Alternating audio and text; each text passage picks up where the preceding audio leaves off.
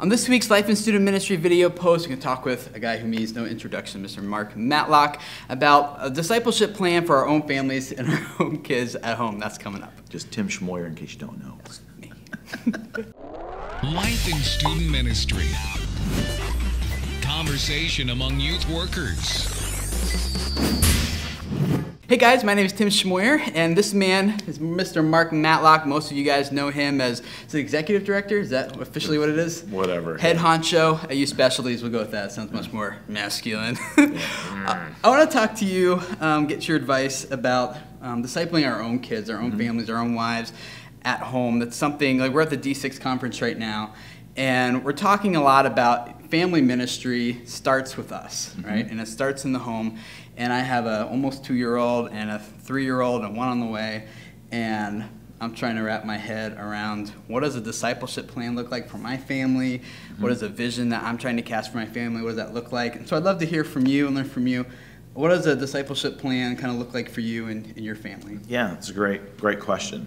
And I think one of the hard things is we live in such a resource type of world that we're always looking for tactics and strategies and activities and things like that. And I learned really quickly in my parenting journey that those are things that sold well on shelves, but they didn't always really help me with the long, hard work of raising my kids. Now there's a lot of great stuff that helps you with discipline and behavior to get your kids to act like what you want them to act like, but I wasn't interested in that. I wanted kids whose hearts beat after God's heart. We're not just doing behavior modification. We want something that starts inside and flows from that. Yes. And so that became the real challenge, because then I started realizing real quickly, just as I kind of thought about it from a theological perspective, I can't make this happen. I can cultivate an environment around my kids, but there's no activity that I can do. And the way that I got to that point of understanding that was, I grew up in a Christian home. I had awesome parents who loved me, who, were models of following Jesus in their own lives.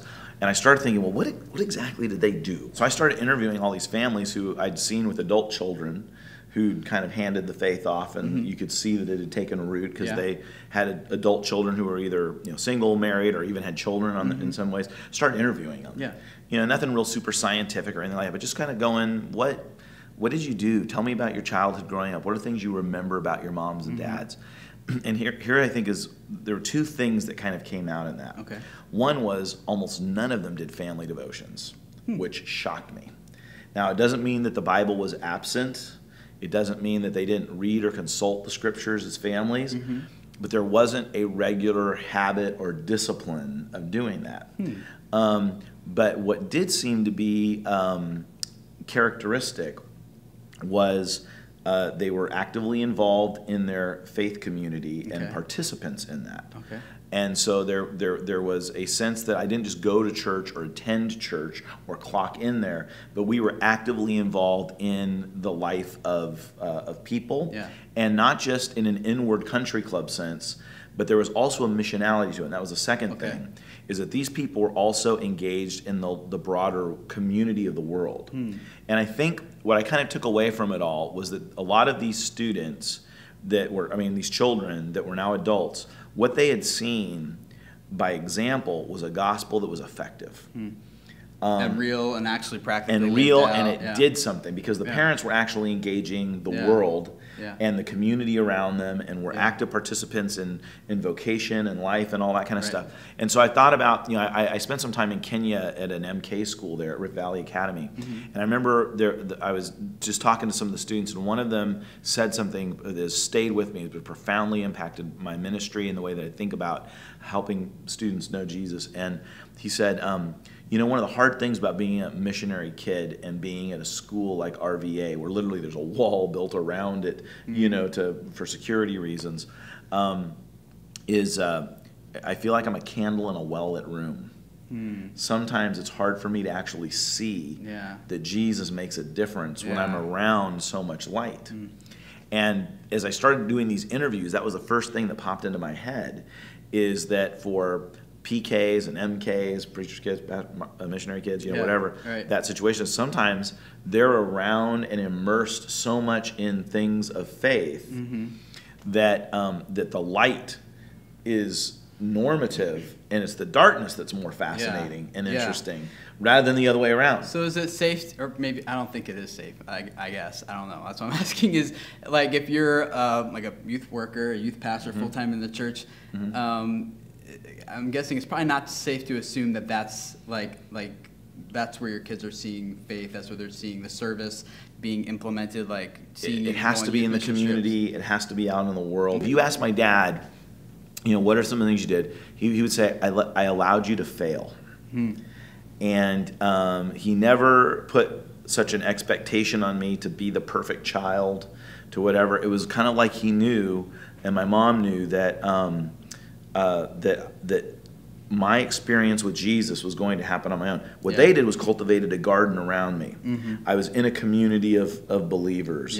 I was in a context where I was in a safe place where I felt free to talk to my dad about struggles that I was having and inner things. And when I got older and I wasn't really sure whether I wanted my dad to have it, I was in a community where there were other people that shared the same values and principles as my parents that I could go to. Cool. And I think that's a real important part of it. What's going on with your kids and you and your wife are doing, because that's like what me and other youth workers are kind of looking up to.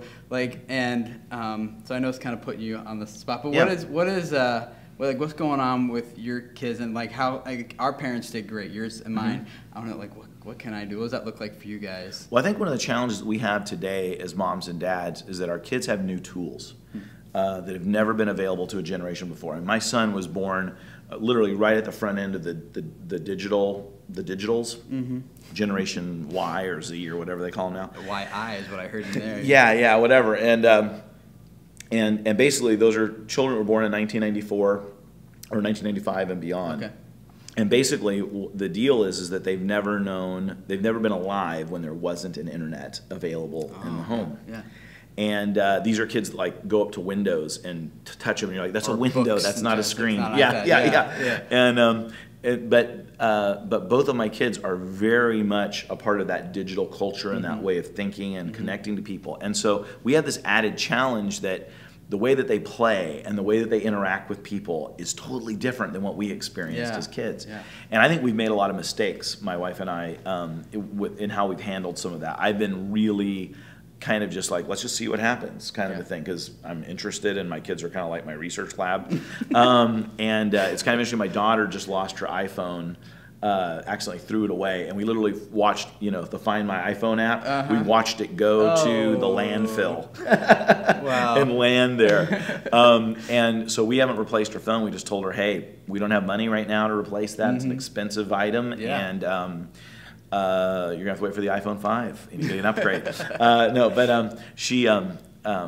it's been interesting to watch her just over the last couple weeks and how different her life is and the way that she's interacting with us, how she feels about herself without having her phone. It's really been an interesting struggle for her, and she hasn't complained about it, but it's also been amazing to see her kind of coming back to herself and who she is. And so I've really been just going, if you're a parent today, these new tools, we have to figure out what the spiritual rhythms are, what the disciplines are around them, so that they're not overtaken by them. I know the stats on sexting and all that stuff, and all that stuff has come into our family's life, and I'm going, whoa, I thought I put up the right barriers. And what I've learned as a parent is the best we can do to protect our kids is a semi-permeable membrane. Somehow what's bad out there comes in through the walls, because sin is inside of our children. It doesn't exist outside. But our message doesn't go out if we build that barrier. So I've taken the risk and done that. And I'm seeing my kids grow right now, and I think a big reason is that they're involved in church and they're actively involved in their youth ministries. I think that's something like I'm trying really hard not to have them just involved in church, but using life experiences, that help them, use as tools and lessons, like things my wife and I do for other people. Like, it's really easy for me to just kind of do that and sweep it under the rug, because I don't be, I don't want to make it a big deal. I don't want to show it to a lot of people, and I know you're really humble too. So I'm like, I just want to keep that stuff private, but it sounds like I have to do that publicly in front of my kids, You know, so like if I randomly pay for someone's meal at a restaurant without them knowing it, like I do that really privately, but my kids need to see that because this is how we're blessing someone we don't even know. You know? So I need to probably come out maybe a little bit more with my kids, I think. Yeah, not only with the things that we do, but also with the things that we've struggled with in our past. Because we glorify God when we show how he's redeemed us. I'd love to hear from you guys. Comment below with how you as youth workers have really been investing into your family and how you're taking family ministry to your home first and then to the church, and how those two have influenced each other. It'll be awesome to hear from you guys and learn from you guys as well. So thanks for hanging out with us, and thank you, Mark. You guys can follow him at Mark Matlock on Twitter and all those good places. So thanks, guys, and we'll see you guys again soon for another Life and Student Ministry video post. Bye. Thanks for watching this video from Life and Student Ministry. Find us online at studentministry.org and facebook.com/studentministry.